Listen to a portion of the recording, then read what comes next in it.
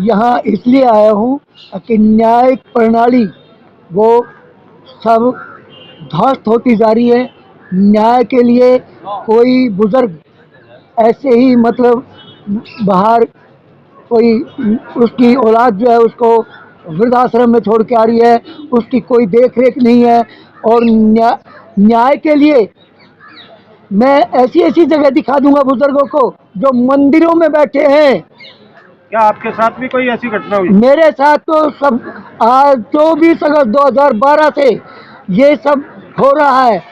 जैसे कि घर से निकालना, परिताड़ना, घरेलू हिंसा, और उन्हीं के परिवार वाले कर रहे हैं, मेरे भी परिवार वाले कर रहे हैं। मेरे खुद की बेटी बहू, मेरा खुद का बेटा, मेरी खुद की पत्नी, सब के सब एकदम लालच में डूब गए हैं। कौन सा लालच? धन का लालच और दूसरों के उकसाए से मेरे ऊपर गंदे गंदे आरोप लगाए जा रहे हैं, जो वो आरोप लगाए जा रहे हैं जिससे कि मैं मर जाऊं। ऐसे गंदे आरोप किन्होंने?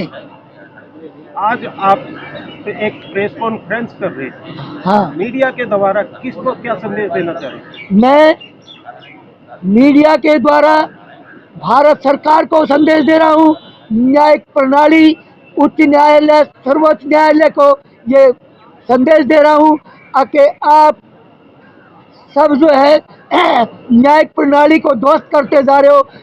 देश में बुजुर्गों की कोई अहमियत नहीं रही।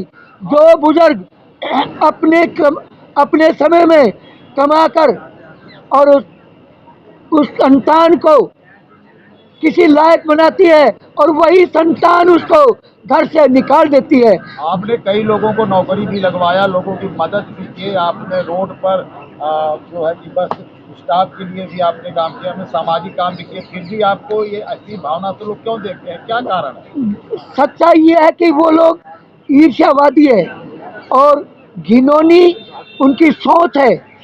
उन लोगों की सोच इतनी घिनौनी है कि दूसरा कोई अच्छा काम करता हो उसके काम को अहमियत नहीं देते, और वो अब उस काम को की बजाय उस काम करने वाले को उसके प्रति घिनौनी हरकतें करेंगे, उसको बदनाम करेंगे। बदलने बदलेगी, बदलना पड़ेगा और बदलेगी, क्योंकि बुजुर्गों को न्याय नहीं मिल रहा है, बुजुर्गों को जान से मारा जा रहा है। क्या वो कभी बुढ़े नहीं होंगे? ये मुझे सरकार बताए।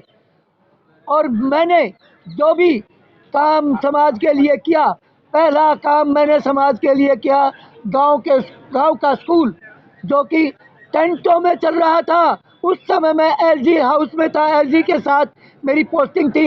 एलजी साहब से मैंने ये प्रस्ताव रखा, और फिर उस प्रस्ताव पर एक डायरेक्टर था सूरी और एक प्लानिंग डायरेक्टर जो एजुकेशन का था, वो वहाँ आए और उन्होंने दिखाया कि स्कूल जो टेंटों में चल रहा है। उस चीज़ को मैंने एलजी के सामने रखा और ये चीज़ दिखाई कि देखो ये स्कूल टेंटों में चल रहा है।